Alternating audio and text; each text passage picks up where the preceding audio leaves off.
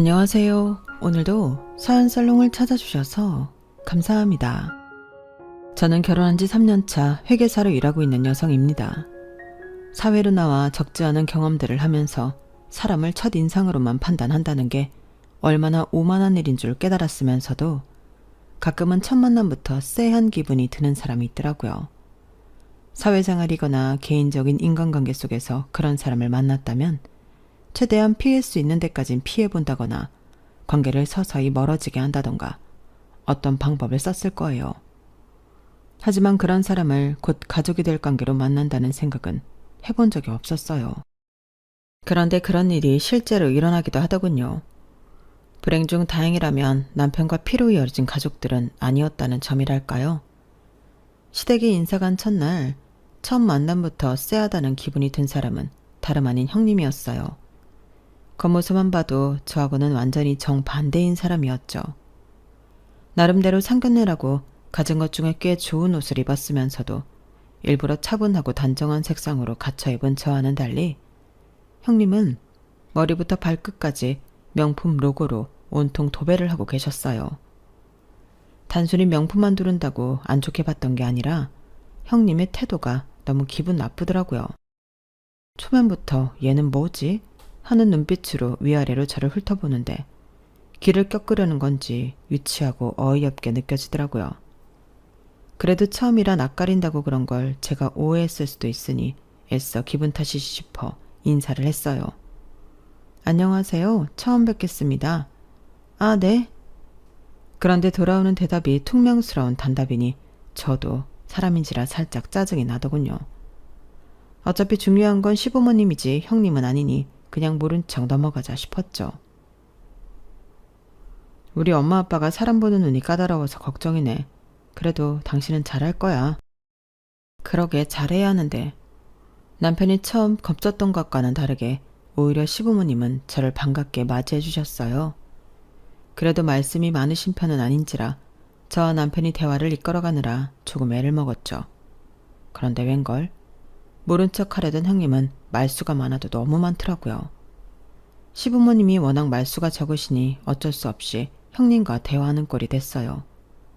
그런데 어쩜 그렇게 말 한마디 한마디가 제 마음을 건드리는지 사회에서도 이런 사람 본 지는 오래돼서 그런지 참 당황스러울 정도였죠. 저는 우리 예비동서에 대해 잘 몰라서 궁금한 게 좀 많네요. 질문이 많아도 이해해줘요. 네, 괜찮아요. 편하게 물어보세요. 동서도 알겠지만 우리 시댁이 좀 대단하잖아요. 아버님도 고위직 공무원이셨고 어머님도 변호사셨으니까요. 그런데 동서 옷차림을 보니까 생각보다 검소한 것 같아서. 아, 네. 제가 사치스러운 건 별로 안 좋아해서요. 제 옷차림을 지적하길래 그대로 돌려주니 바로 알아들었는지 살짝 당황하더군요. 아니, 사치는 무슨 사치? 그냥 나는 옷차림이 무난하길래 무슨 직업인지 더 감이 안 와서 그런 건데. 디자인이 무난해서 그렇지 가격까지 무난한 건 아니에요. 본인 벌이보다 무리하게 사 입으면 사치겠지만 그냥 제 벌이 내에서 적당히 가격대 있는 옷을 입은 거예요. 중요한 자리인데 당연히 신경 써서 입고 왔죠.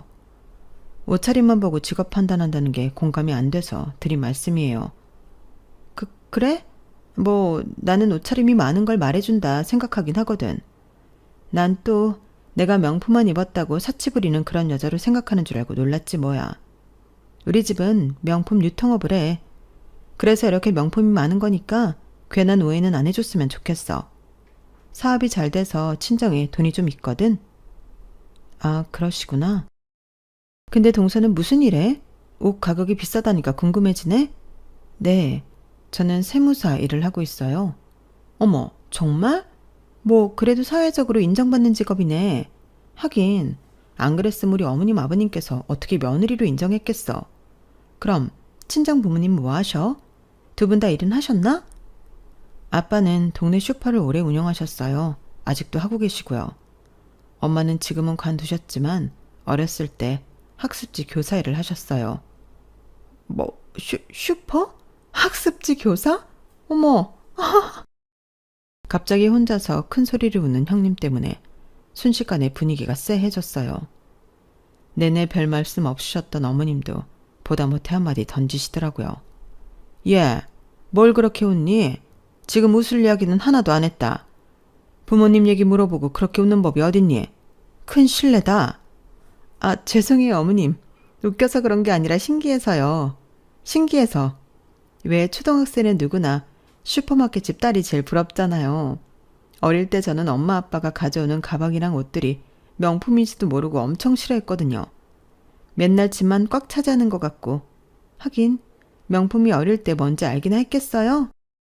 그냥 슈퍼에 가면 아이스크림 공짜고 과자 공짜고 게임기도 실컷 할 수 있는 슈퍼집 딸미가 제일 부럽죠.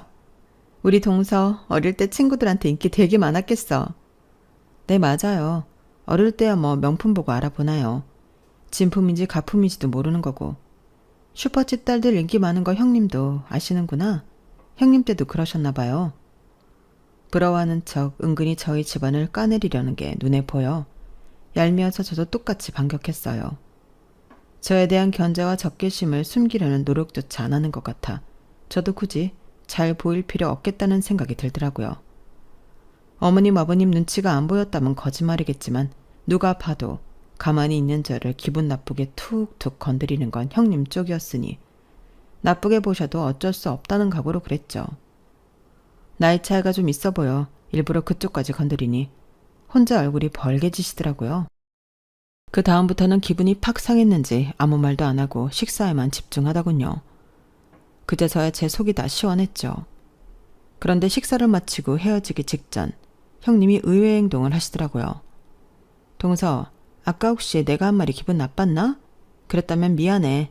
내가 워낙 외동으로 귀하게 자라서 그런지 사람들 눈치를 안 보고 자라서 눈치가 좀 없어. 근데 난 기분 나쁘게 하라고 그런 게 아니라 동서에 대해 알아가고 싶어서 그랬던 거야. 내가 좀 인간관계에 서투르거든. 이해해줬으면 좋겠어.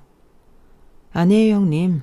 저도 괜히 친정 얘기까지 하시니까 욱해서 안 해도 될 말까지 한 것 같네요. 오늘 처음 뵙는 자리니까 더 조심했어야 했는데 죄송해요. 아니야, 나도 아차 싶더라고. 내가 좀 친하게 지내는 사람이 많지도 않고 그래서 그런 거니까 너무 기분 상하지 말고 앞으로 잘 지내보자. 네, 좋아요. 먼저 이렇게 말씀해 주셔서 감사합니다. 아, 그래서 말인데 동서 전화번호 좀 줄 수 있어? 네? 전화번호요? 아니, 친해지려면 서로 연락처 정도는 갖고 있어야 하잖아. 나 친해지자고 한 거 진심이었는데 시 올리기 전까진 당분간 만날 일도 없는데 연락 없이 어떻게 친해지겠어? 아, 네. 그런데 제가 일 때문에 연락을 자주 하지는 못할 수도 있어요.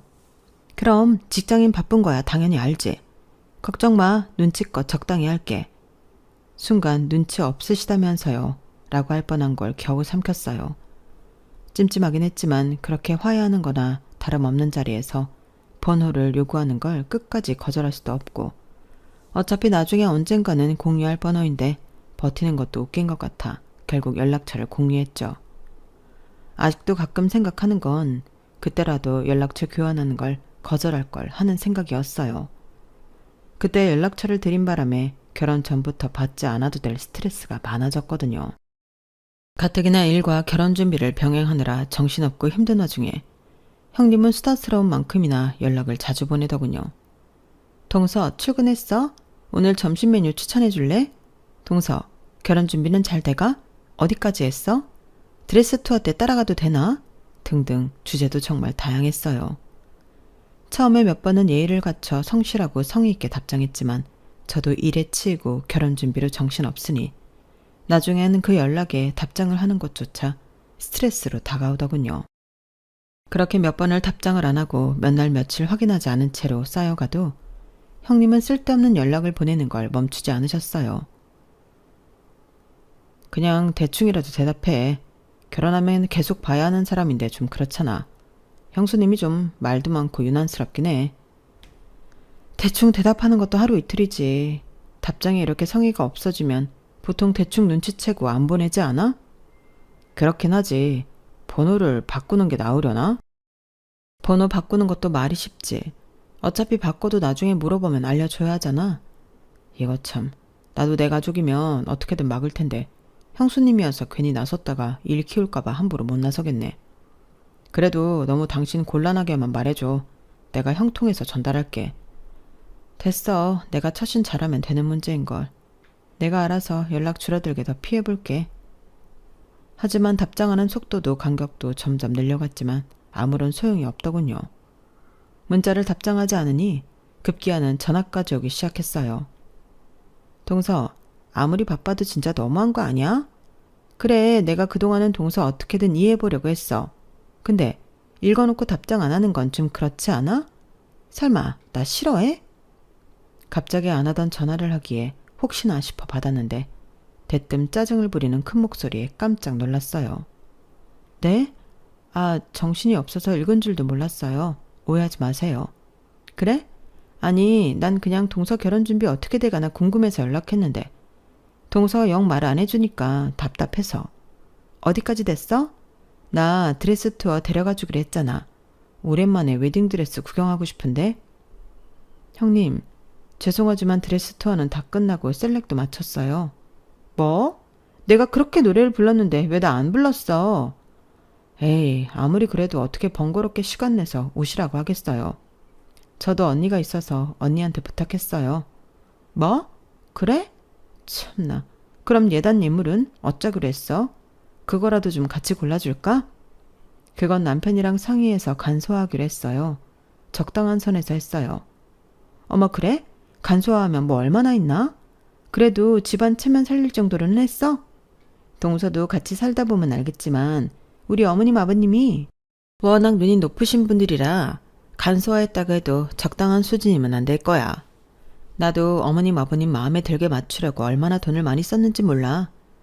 우리 집이야 경제적으로 여유가 있으니 그게 됐지만 동선에는 어떻게 했나? 괜찮아? 야근하고 일에 지쳐 집에 도착하자마자 전화 받느라 씻지도 못한 채였어요.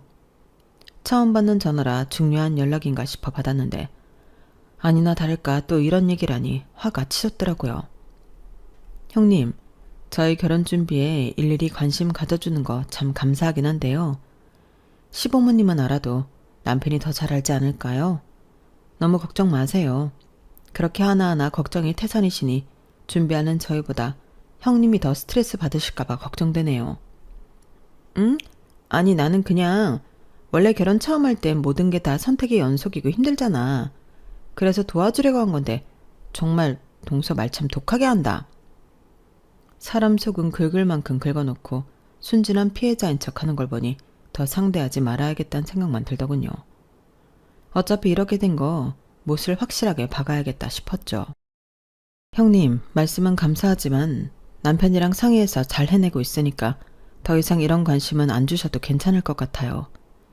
오히려 바쁜 와중에 너무 연락을 자주 하시니 저도 답장을 일일이 하기가 힘들고 버거워서요.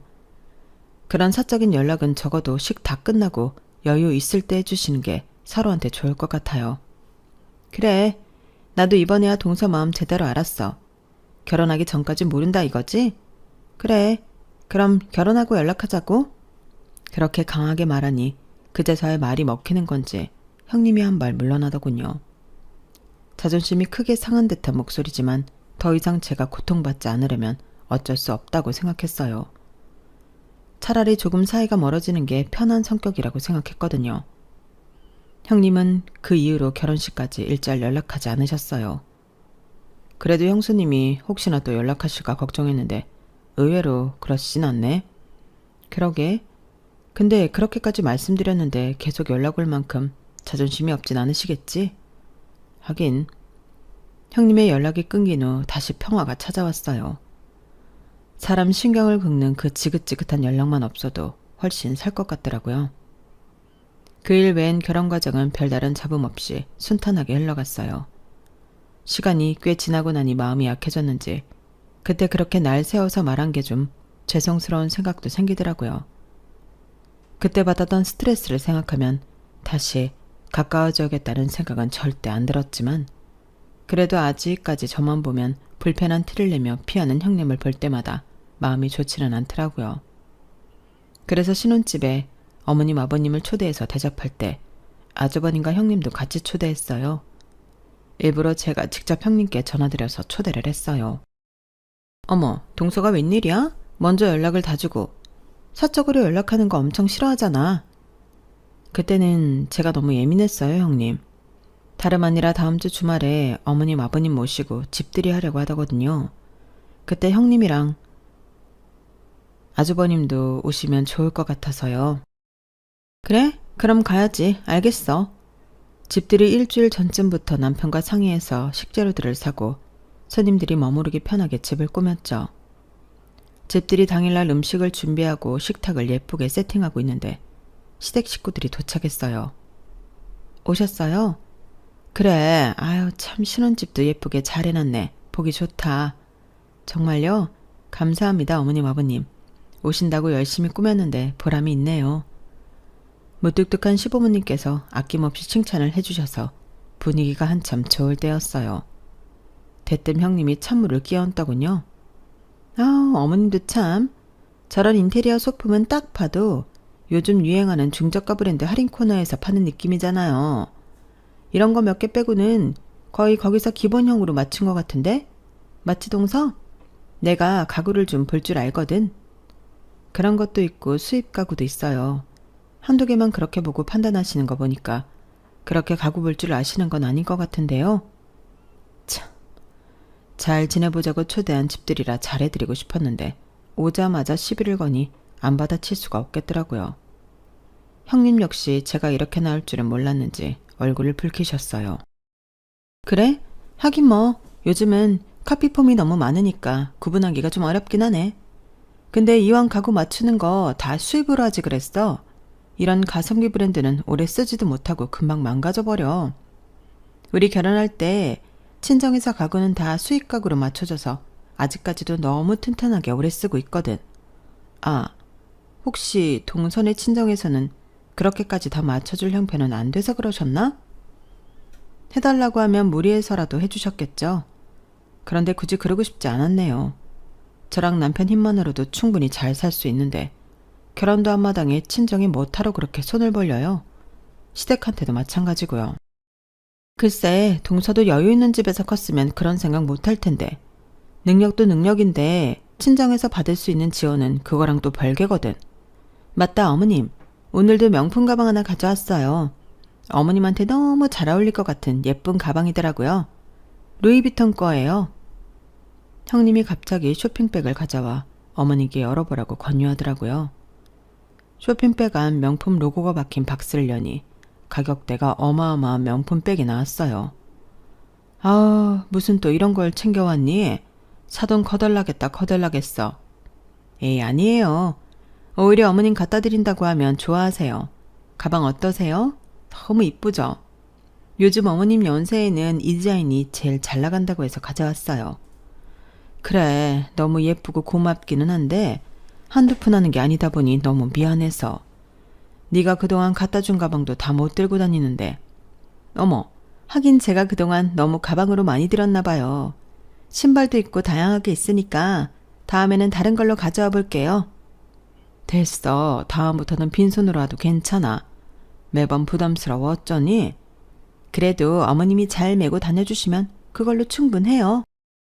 저 보라고 일부러 그러는 건지 몰라도 제 집들이에서 굳이 어머님께 명품백을 선물하며 아양 떠는 모습이 곱게 보이진 않더라고요. 저도 모르게 표정 관리가 안 됐어요.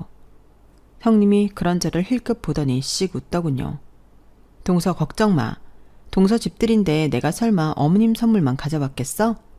내가 특별히 동서 선물로 명품으로 챙겨왔어. 자, 이거 열어봐봐. 형님이 가져온 쇼핑백 중 다른 하나를 제게 내밀더라고요. 어머님께 드린 것과는 달리 쇼핑백에 아무런 브랜드 이름도 적혀있지 않은 일반 쇼핑백인데 이미 몇 번 재활용한 것 마냥 너덜너덜 하더라고요. 박스도 브랜드 박스가 아니라 직접 포장한 것 같은 무난한 무지 박스여서 순간 이거 좀 쎄하다 싶었어요. 왠지 열어보면 기분이 나빠질 것 같더라고요. 감사합니다. 나중에 볼게요. 아니야, 이건 좀 설명이 필요해서 그래. 동서는 명품에는 영 관심이 없고 잘 모르는 것 같아서 한번 열어봐. 하도 재촉을 하길래 뭔데 저러나 싶어 박스를 열었어요. 아니나 다를까 속에도 엉성한 포장에 대충 구깃구깃 접혀있는 스카프가 있더군요. 누가 봐도 새 제품이 아니라 쓰던 걸 가져와서 대충 포장한 느낌이었어요. 뭔가 이상한 것일 거라 예상은 충분히 했기 때문에 크게 놀랍진 않더라고요. 어머님도 이건 아니다 싶었는지 너무 비교되는 선물에 온 가족이 정적이 흘렀어요. 형수님, 이거는... 남편도 욱했는지 나서라고 하길래 제가 가만히 팔을 잡아 말렸어요. 여기서 도발하는 대로 화냈다간 저희 꼴만 우스워질 테니까요. 예, 이거는 누가 쓰던 거 아니니? 보다 못한 어머님이 한마디 하시자 형님이 기다렸다는 듯 깔깔거리며 웃더군요. 아무래도 그렇게 보이죠. 근데요, 어머님, 명품이 왜 명품이겠어요? 시간이 지나도 그만한 가치가 있어서 그런 거죠. 아무리 중고라도 명품은 구하려면 값이 꽤 해요. 이건 특히나 세기 문안에서 유행도 안 타는 디자인이라 자주 할 수 있을 것 같아서 동서 선물로 준비한 거예요. 그런 말도 변명이라고 뻔뻔하게 말하는데 할 말이 없더군요. 이대로라면 집들이 분위기가 이상해질 것 같아서 그냥 제가 미친 척 분위기를 띄워보기로 결심했어요. 어머, 그러게요. 어떤 옷에 입어도 잘 어울리겠다. 감사해요, 형님. 무슨 저까지 명품을 챙겨주시고 그러세요. 진짜 너무 마음에 들어요. 형님 아니면 제가 언제 이런 거 매보겠어요? 너무 감사합니다. 잘 쓸게요. 오히려 엄청 기뻐하는 척하니 형님도 살짝 당황한 눈치였어요. 그래? 다행이네. 네, 다음에도 꼭 명품 선물 부탁해요. 형님 친정 덕분에 제가 다 호강을 하네요. 그렇게 좋아하는 친정 재산 칭찬을 해주니 아주 얼굴에 화색이 돌더군요. 그래, 동서도 이제야 아는구나. 내가 종종 명품 좀 갖다 줄게. 한번 명품 맛에 빠지면 못 나온다. 좋은 거 쓰던 사람은 좋은 것만 쓰고 싶어진다니까? 칭찬을 했던 게 효과가 컸던 모양인지 그 이후로는 다행히 분위기가 화기애애져서 성공적으로 집들이를 마쳤어요. 그래도 황당했던 감정은 마찬가지라 어이가 없어 스카프 사진을 그냥 그대로 찍어뒀어요. 그리고 다음날 친한 직장 동료와 점심을 먹던 자리에서 서로 시댁 이야기를 하다가 신세한탄을 하면서 그 사진을 보여주게 됐어요. 이것 봐. 누가 봐도 누가 쓰던 거 주워다 준 거 아니야? 아무리 명품이라도 그렇지. 본인이 명품에 미쳐있으니 다른 사람들도 그저 명품이면 다 좋아하는 줄 아나. 그쵸. 가격 상관없이 주는 사람 성의가 고마운 거지. 근데 이건 진짜 성의가 없어도 너무 없다. 박수 재활용한 것 같은데요? 이건 좀 심하긴 했다. 아니, 근데 잠깐만요. 이 디자인 어디서 많이 보던 건데? 아니, 이거 진짜 본인이 하던 거 아니에요? 뭐 그것까진 모르겠지만 근데 진짜 자기가 하던 거 좋겠어? 아니에요, 맞는 것 같아요. 제가 결혼식 갔을 때 하도 머리부터 발끝까지 명품으로 치장한다고 해서 궁금해서 유심히 봤거든요. 그래도 저 스카프는 꽤 이쁘다고 생각해서 봤는데 그때 하고 온 것 같은데요. 와, 어떻게 결혼식에 하고 왔던 걸 선물로 줘요? 진짜 일부러 그런 거 아니에요? 와, 진짜? 설마. 사실 결혼식 당일은 인사하러 다니느라 정신이 없어 형님 옷까지 기억이 나진 않았어요. 혹시나 싶은 마음에 결혼식 때 시댁 식구끼리 찍은 사진을 찾아보니 정말 동료 말이 맞더라고요. 똑같은 스카프를 목에 감고 제 옆에서 환하게 웃고 있는데 기가 차더군요. 그제서야 남편과 어머님이 욱하거나 놀라며 반응했던 이유를 이해했어요. 아마 꽤 자주 하고 다녀서 눈에 익은 스카프여서 그랬던 모양이었어요. 참나, 그렇게 명품거리면서 자랑하더니 내 선물은 절대 그렇게 못 주겠다 이건가? 진짜 웃기는 인간이네. 이번엔 칭찬해서 잘 넘기셨다면서요. 다음엔 모르죠. 시댁에도 명품 갖다 퍼준다면서요. 도대체 왜 그러는 거예요? 애정결핍인가? 이왕 이렇게 된 거 그냥 칭찬 더해서 명품이나 얻어내세요. 아, 그냥 이런 기싸움 자체를 좀 안 하고 싶다. 왜 이래야 하는데? 명품이고 나발이고 관심 없으니까 신경 좀 안 거슬렸으면 좋겠어. 그러게요. 시부모님도 아니고 형님 때문에 스트레스를 받아야 한다니. 아니, 근데 그 형님이란 분 친정 회사 이름이 뭐예요? 응? 그건 왜?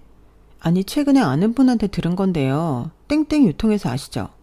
거기도 명품 수입하는 회사인데 백화점에도 많이 입점하고 원래 잘 나가던 회사였는데 최근에 유럽 쪽 계약이 끊기면서 자금 돌리기가 힘든 상황이라 하더라고요. 그래서 체납권까지 생겼다고 하던데요. 뭐? 진짜? 체납까지? 그 정도야? 네. 보통은 상속 포기부터 하고 정리하잖아요. 근데 거긴 아직도 버티고 있다고 하더라고요. 업계에서는 그 빚덩어리 어디 메워줄 믿는 구석에 있는 거 아니냐고 하고 있어요. 거기 시댁도 좀 재산이 어마어마하다고 하던데요. 근데 설마 그 회사는 아니죠? 아, 사실은 맞아. 업계에 있다 보니 이런 이야기까지 다 듣게 되네. 대박. 아니, 선배님 시댁이 좀 여유가 있으시잖아요. 그래서 설마 거기가 여긴가 해서 물어봤어요. 진짜 세상 좁다. 그러게 말이야. 이걸 어쩜 좋아. 시댁에서는 친정 힘들다는 언급은커녕 내색도 없었는데 오히려 요즘은 더 돈을 펑펑 쓰려 하길래 친정 일이 더 잘 되는 줄 알았지. 역시 빈술에게 요란하다더니. 선배님 시부모님도 조심하셔야겠어요. 시부모님은 좋은 분들이라면서요. 빨리 알리셔야 하는 거 아니에요? 나도 그럴까 싶었는데 괜히 먼저 나서서 그러지 말고 우선 좀 기다려 볼까 봐. 스스로 언제 말할 건지 궁금하기도 하고. 의도치 않게 형님의 비밀을 알게 되고 나니 마음이 좀 싱숭생숭하더라고요. 하지만 아무리 생각해도 최근 형님의 행동은 친정이 기울어서 힘든 사람의 행동이 아니었어요. 그러던 어느 날이었죠. 아버님 생신을 맞아 다 같이 일본 여행을 다녀오기로 했어요. 가까운 나라이니 자유여행으로 가기로 해서 웬만한 일정은 남편과 제가 머리를 굴려 시부모님이 좋아하실 만한 합리적인 코스로 짰죠. 저희가 짠 일정인데 어떠세요? 마음에 안 들거나 가고 싶은 곳이 있으면 더 추가해도 좋을 것 같아요. 그래, 남편이랑 한번 보고 얘기해 줄게. 그 후로 일주일이 지나도 별 말이 없길래 그대로 하면 되겠거니 싶어서 숙소와 식당을 차례로 예약해뒀어요.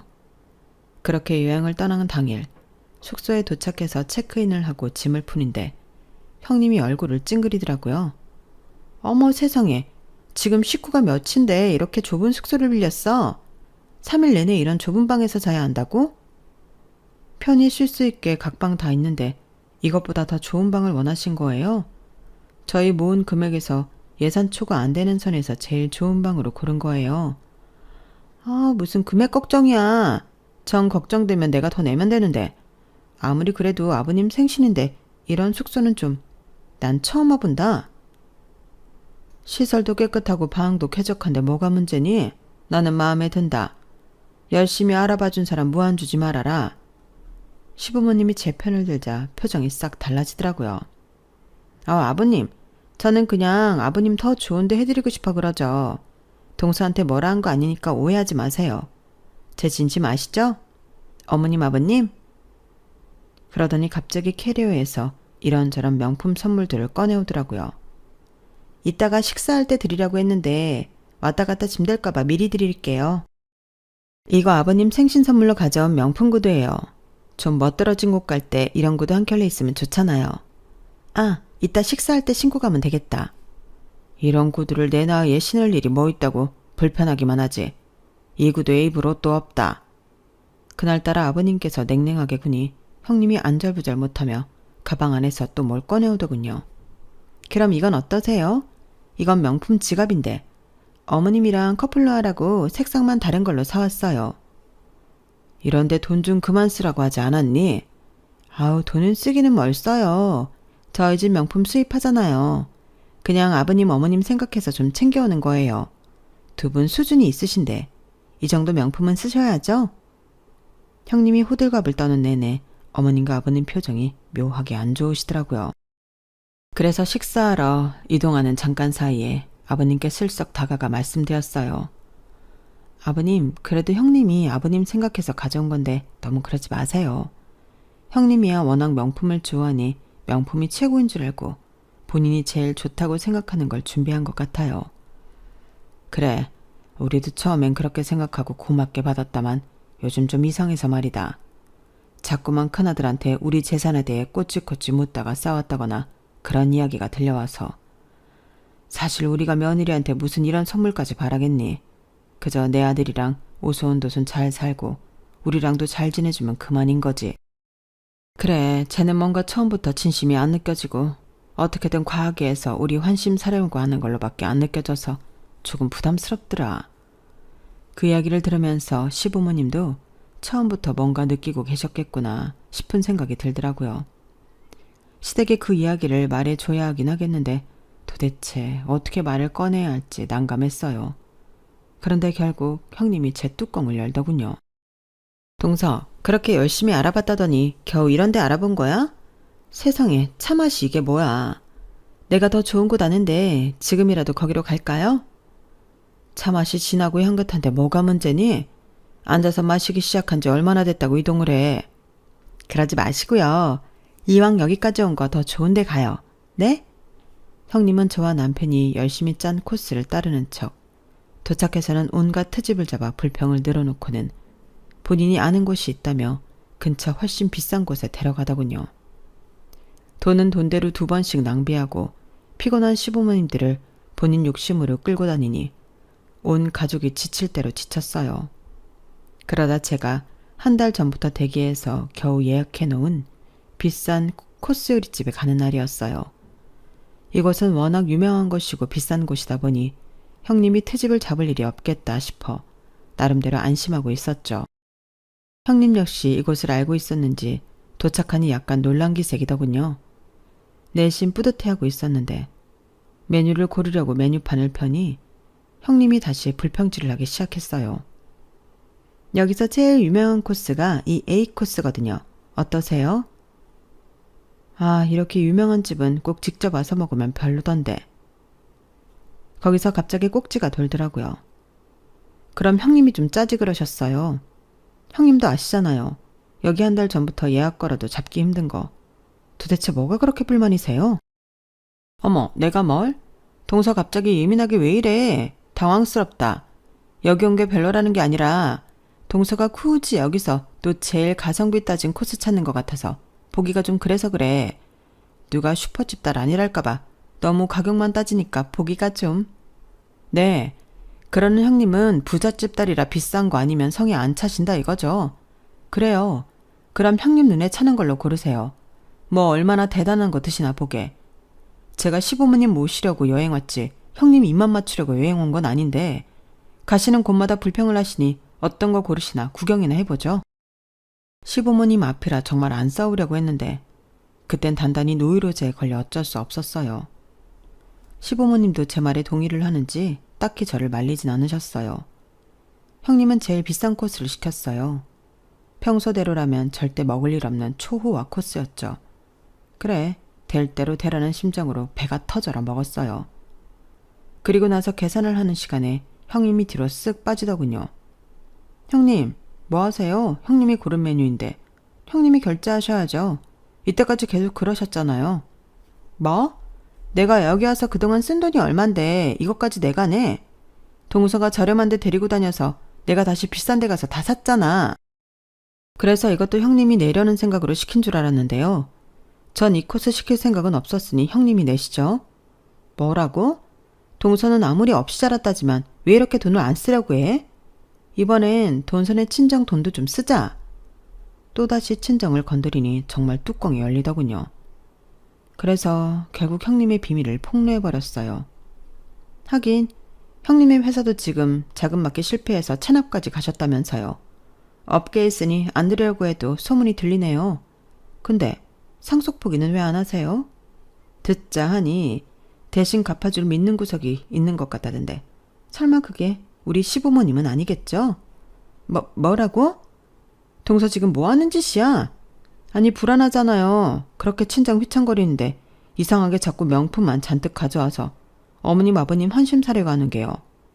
명품 쏟아 부으면 시부모님이 재산 한 푼이라도 더 주실까봐 그러세요? 여보, 이게 무슨 소리야? 체납이라니. 장인어른 회사가 그렇게 힘들다고? 나한테는 한마디도 없었잖아. 여보, 그게 이야기하자면 좀 길어서. 제가 쏘아 올린 공은 결국 아주버님과 형님의 일로 번졌어요.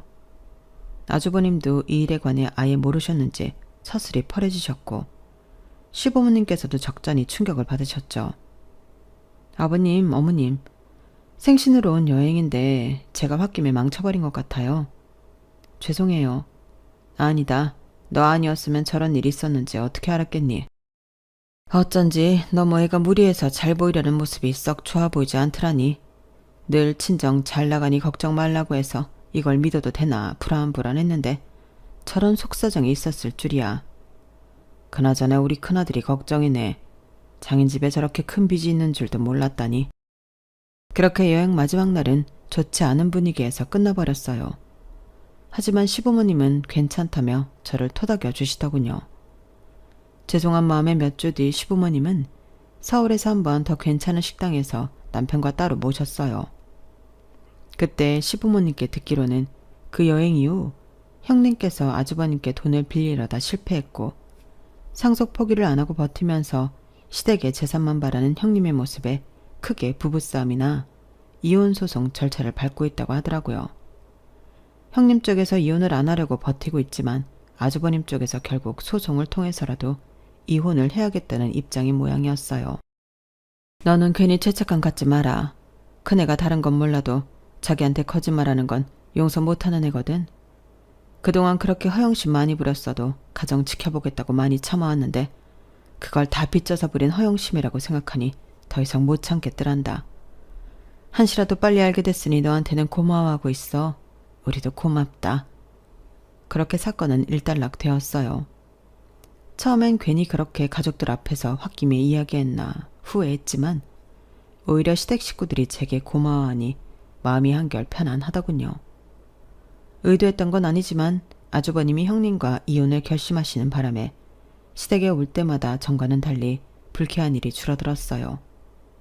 오히려 명절마다 분위기는 훨씬 좋아졌어요. 우리도 큰애만 잘 지냈으면 됐다 하고 많이 참아 넘겼는데 우리 집안이랑 맞는 애는 아닌 것 같더라. 차라리 잘 된 거지. 지금은 아주버님도 이혼 정리가 잘 되어 나름대로 잘 지내고 계세요. 그래도 조금은 죄송한 마음이 남아있어 반찬 같은 걸 할 때 많이 해서 아주버님도 챙겨드리고 있어요. 형님은 그렇게 버티더니 결국 상속 포기를 했다는 소식을 들었네요. 본인이 그동안 부려온 허영심을 뒷수습하느라 아주 인생이 힘들어진 걸로 알고 있어요. 그렇게 남의 가정 환경을 들먹이며 남일처럼 굴더니 지금은 그보다 더 힘든 환경에서 어떻게 버티고 있을지 가끔은 저도 궁금해지네요. 여기까지가 제 사연입니다. 저도 제 분수를 잘 알고 열심히 일하며 살아가 보겠습니다. 들어주셔서 고맙습니다. 여러분들도 행복하세요.